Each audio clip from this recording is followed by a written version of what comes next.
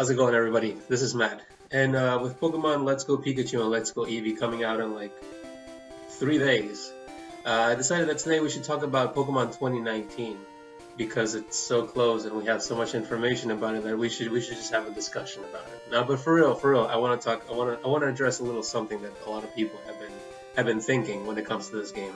Now, a lot of people seem to have the misconception that the next Pokemon game is going to be a Breath of the Wild open world RPG Pokemon style, and to all of you that really have that thought, you really believe that it's going to be like a Breath of the Wild type of game.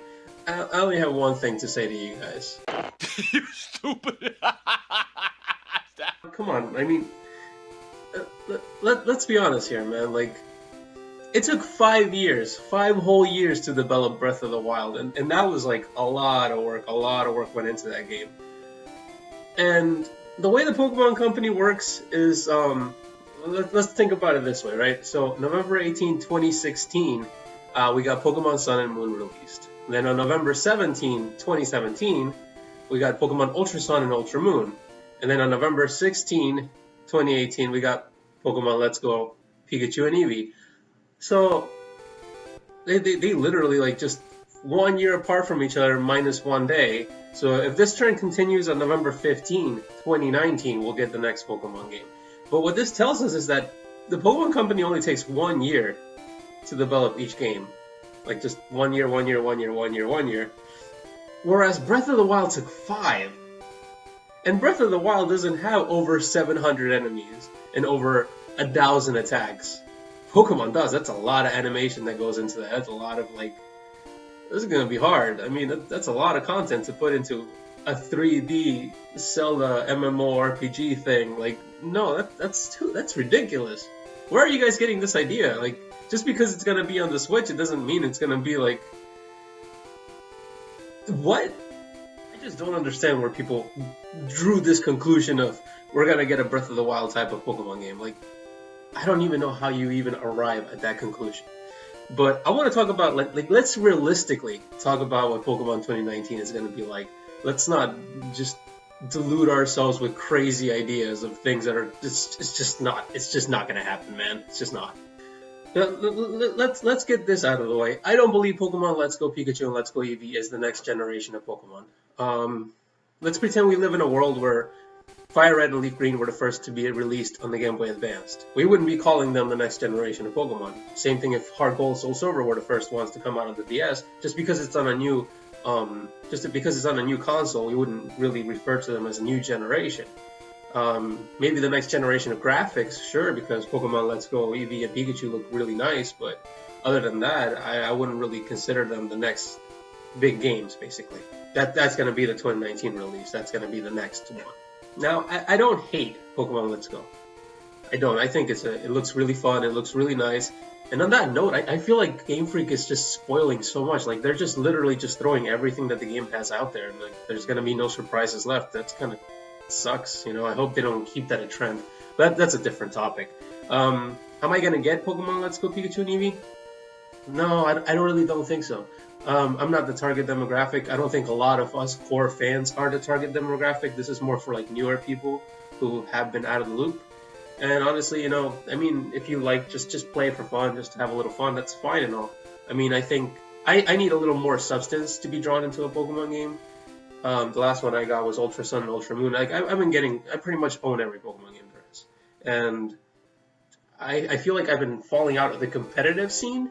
Like, I was very strong in the competitive scene all the way until Sun and Moon. When Sun and Moon came out, I started falling out of the competitive scene. And I don't think I'm going to fall back into it ever again.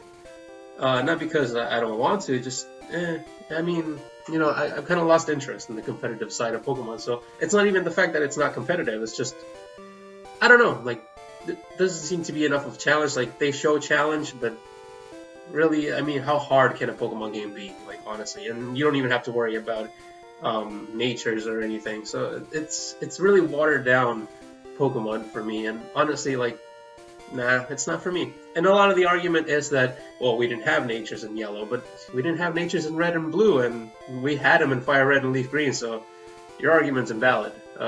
Yeah, no, it doesn't work that way. They stripped down Pokemon to like bare bone basics, and honestly, that's not for me. It looks beautiful, it looks nice, it looks really fun. So, you know, if you want to play it for that, just by all means. I mean, the game looks amazing. It does look really fun. It's just, it's not for me, especially with Smash coming out fairly soon. I don't want to buy this game just to play it for like a week or two and then just take all my time away in Smash. Like, nah, it's not. I'm not picking it up.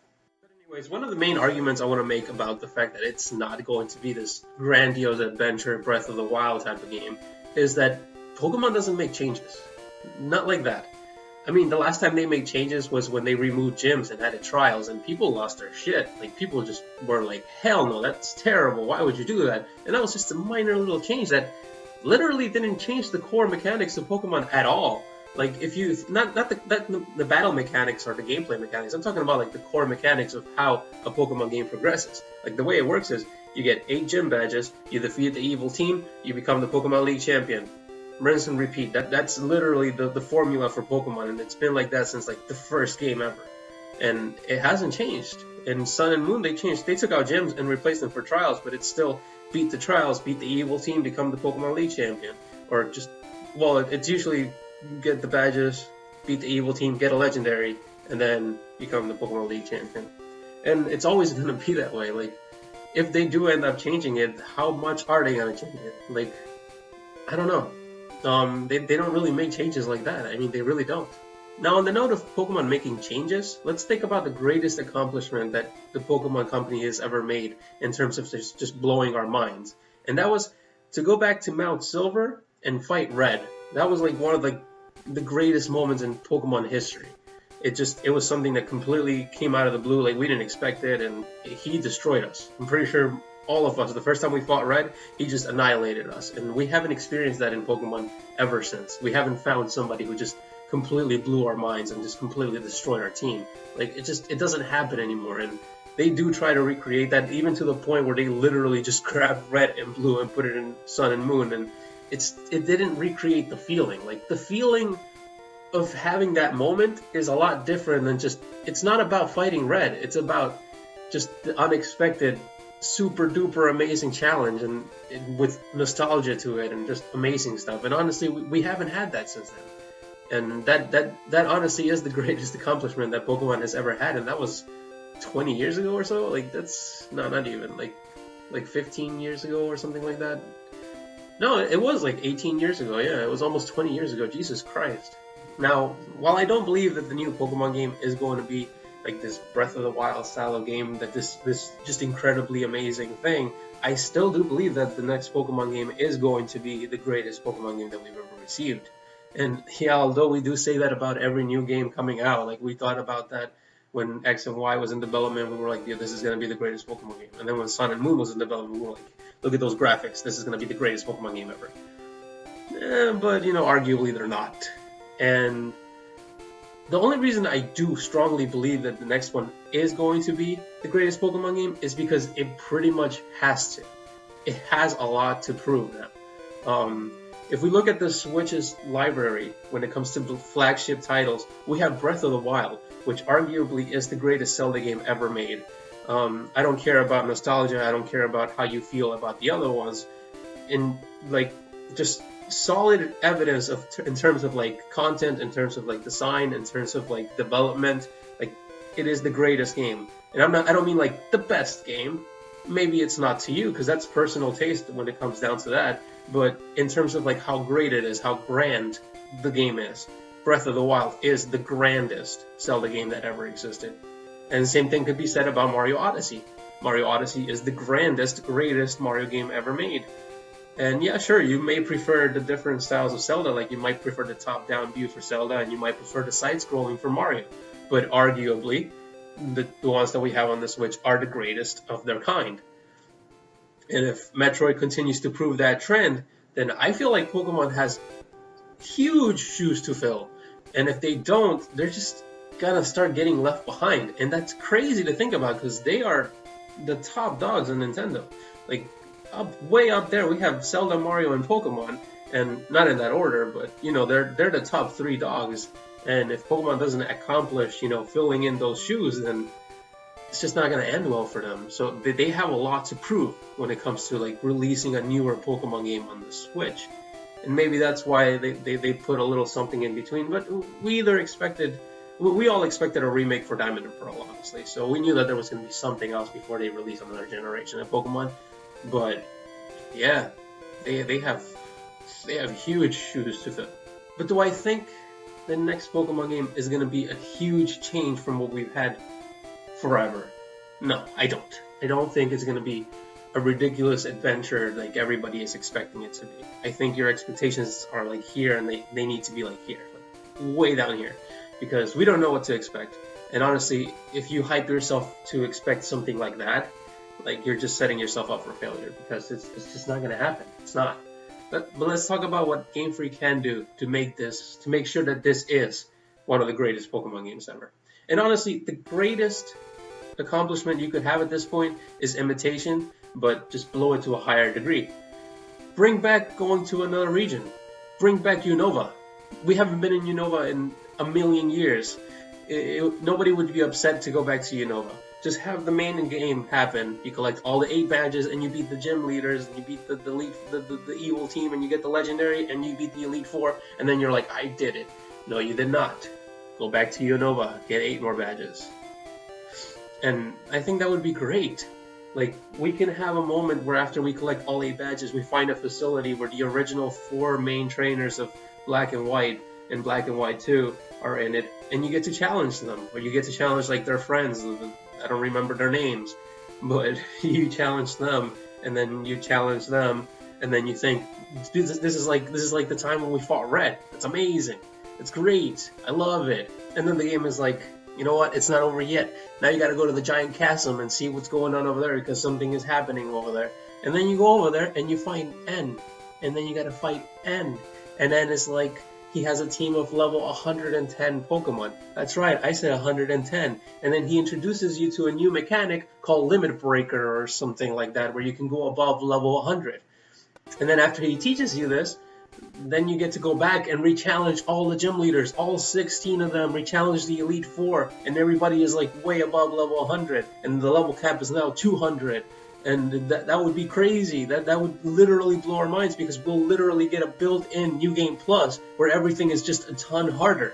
And that would be great. And then at the end of everything, you get to fight N again. And at this point, I don't know, he has Black Kyurem, White Kyurem, I forgot what they're called, but they're still ridiculously strong. If you go back and look at their stats, they're still one of the strongest Pokemon that Game Freak has ever made. I know right now they're just like way over the top with their crazy shit, but they're still really powerful. So like, imagine fighting a level 200 version of those things. Like that would be, that'd be scary. But that would be a great challenge. And that would be really fun to do, I think. And you know what? You could take that game for you can have that idea for free. Like that, I think that would be great. Honestly, just having a post game that would literally blow our minds, like a mechanic change like that, just raising the level cap to a ridiculous level like 200, that would already be just insane to everybody. Like everybody would just be like, whoa, that's crazy. And just the fact that you get to go re-challenge everybody and just enjoy the game fully all over again, basically, without having to worry about I don't know, Pokemon 2019 plus, like just another version of the same game that just has a little more content that doesn't need to happen. Like we could just have that within the same game, just with a little rehashed numbers, and that's it. That's literally it. And as long as you give people a good challenge, and as long as you give people like something to do after they're done playing the game, I think you'll have in your hands one of the greatest Pokemon games. You don't have to do much. Like I said, just reintroduce being able to go to another region, and that would already just put the game on the same level as Gold and Silver, which I believe was the greatest Pokemon game that ever came out. And that's not because of nostalgia or anything. I mean, literally, in terms of content, there hasn't been another game that has done as much as Gold and Silver has. Like, it was just very ambitious of them to just be like, you beat Johto, now here's the entirety of Kanto minus Viridian Forest or whatever. But in general, like, just the fact that you were able to go to another region and just travel the entire region and do whatever you wanted in there and then fight Red on top of everything, that was already, like, crazy. And they haven't been able to top that yet. And I think this would do it. If they just do it again. It doesn't even have to be like, oh oh, now it's 24 badges. Like, no, like you don't need to go that crazy, but just bringing back the ability to go between two regions is already enough. And then if you throw all of this on top of that, it's just easily the greatest Pokemon game ever, because it's literally like Gold and Silver HD and with more content. Like, who wouldn't like that? But anyway, that's all the time we have for today. Just don't expect the Breath of the Wild Pokemon game. That's a ridiculous expectation. It's just not gonna happen. It's never gonna happen. That's not never, but just not right now. Just expect the expected, because that's what we're gonna get. Just expected HD, and that's okay. That's okay. It's just it has huge shoes to fill, and it has to do it. Otherwise, it literally has to. So just don't set up yourself for failure. Don't set yourself up for failure. Anyway, thanks for watching. See you guys in the next one. Later.